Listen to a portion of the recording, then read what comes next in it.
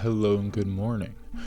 Um, I'm here to discuss the weakness of certain questions and the strength that we can find in asking better questions. I don't follow this Reddit, but on the Elon Musk subreddit, a user Fairy Night Tristan asked the question to all pro Elon people on this sub: what has he done to make you trust him? That's a fine question, but what we're talking about is how that's a weak question as well. And to be engaging and using your time to go and look through those comments and form little micro opinions in the back of your head, or have those opinions be your resources for making your own opinion, it is going to be like eating food that is not very nutritious for you. And so I propose, when you come across extreme opinion-based things like this, take it as it is, as opinion. And if it's something you're truly interested in, like politics, which is important, or something which I'm not very interested in, but I am interested in strength of arguments and strength of thoughts and strength of individuals. And so it is very good to just, any chance you get, let people know that that's weak.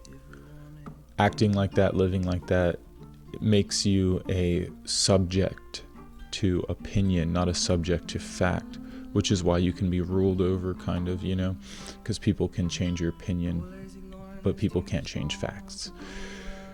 And so next time you see something that's opinionated, acknowledge it. There should be a little flag that goes off that's like, okay, what I'm reading is just people's opinions until there are facts. And you should, if you're interested in any topic, look up the facts. Try and get as close as you can to undisputable truth, regardless of opinion. And you will have to find those things within people's opinions, and you should be trained to take away the bias, find the correlation and the causation, and become stronger because of it. So regardless of what you think of Elon Musk, people's opinions of why they trust him, people who are pro Elon and they trust him because of this, and people who are not pro Elon or hate Elon and they don't trust him because of this, it's just, as much as that matters, it does matter, and as much as there are facts that will be found in, and as much as there are facts that will be found in those arguments, they are less nutritious to a strong mind than doing any sort of real work to find facts. And so you can phrase your questions differently, and that will help people come to you and give you better information, better nutrients to form your opinions. So that when somebody does ask for an opinion and you chime in, instead of just giving an opinion, you can give a fact-based opinion that has been scrutinized with care. And that's what we need in this world of technology and control, government, citizen. We need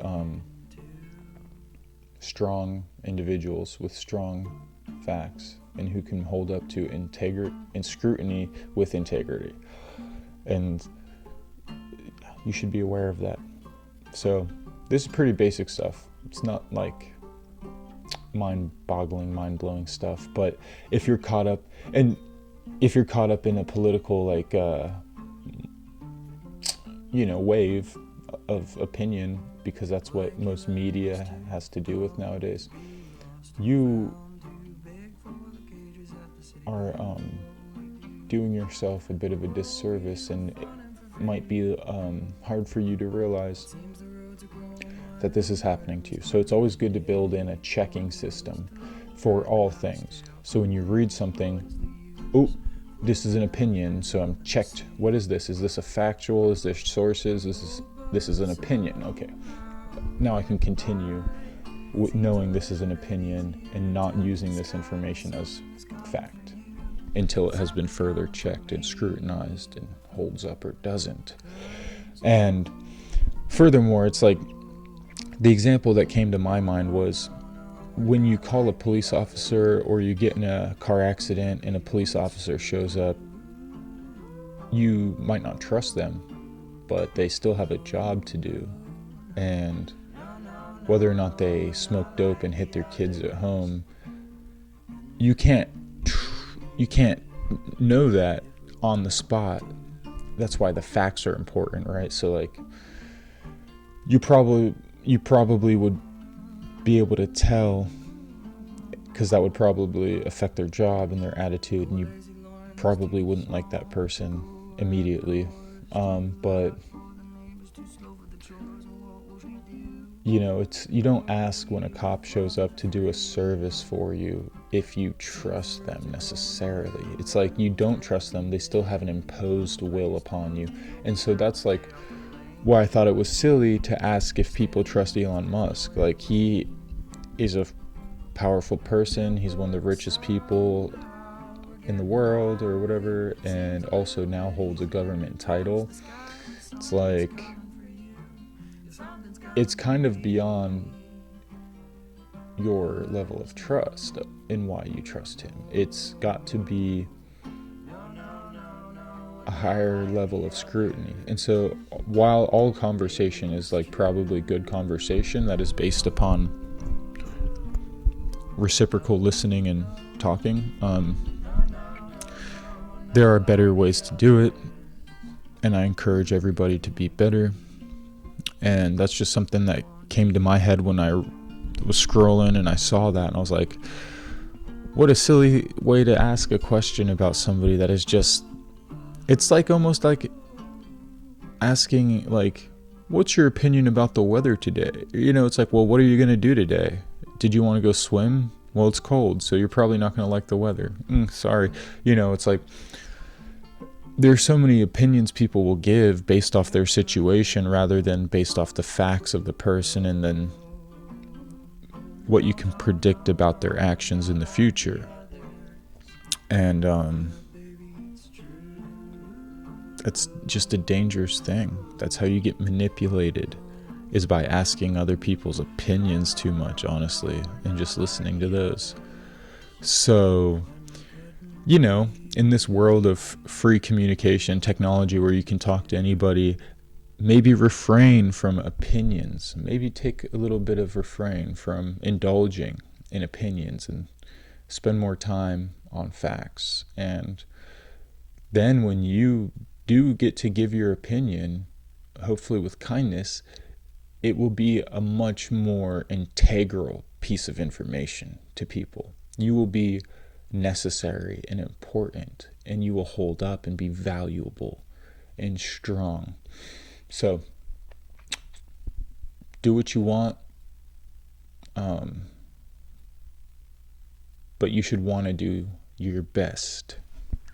That's a fact.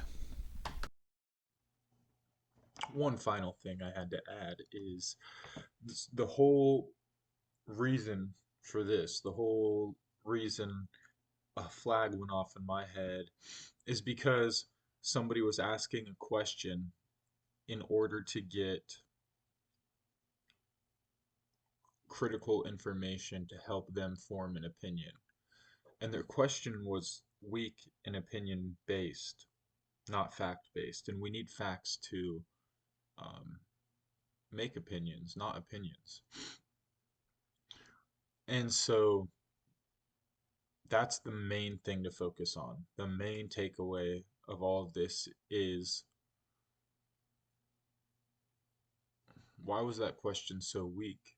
Had that person asked instead, to those of you that are pro Elon Musk, what facts can you present that can be scrutinized,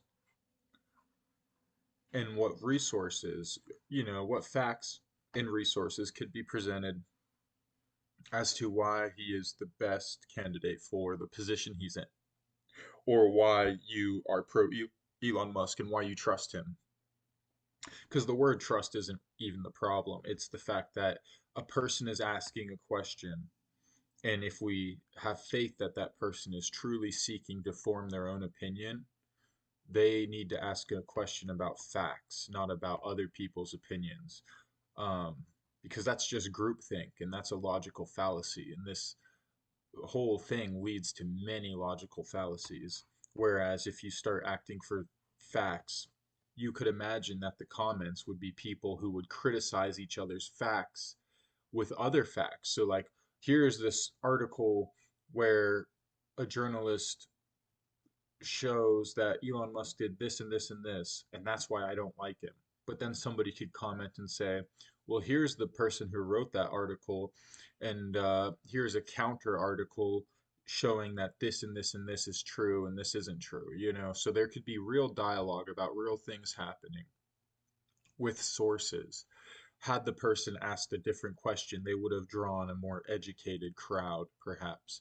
So the whole moral here, the whole point is the way that you interact with the world, the way that you ask for information, every bit about how you present yourself and present and open your eyes and what you can look for and how you ask for what you're looking for will change the reality of what you perceive and receive from the world.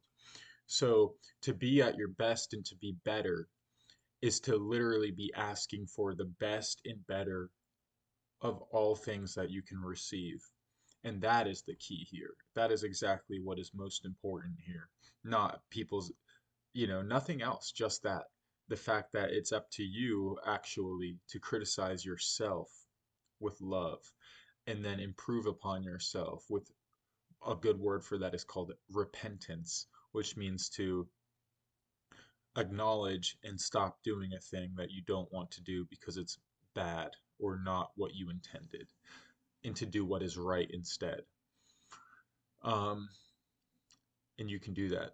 And so, had this person asked a slightly different question, I believe they could have gotten much different answers and led to a better future for themselves, if not everybody else. And so, that is the one most important message I think that needs to be taken away from this, and probably will be the one most important message that you'll find in most anything I put out if I'm doing a good job. And if not, let me know. Let me know. Give me some scrutiny with love. All right. Ciao. See you.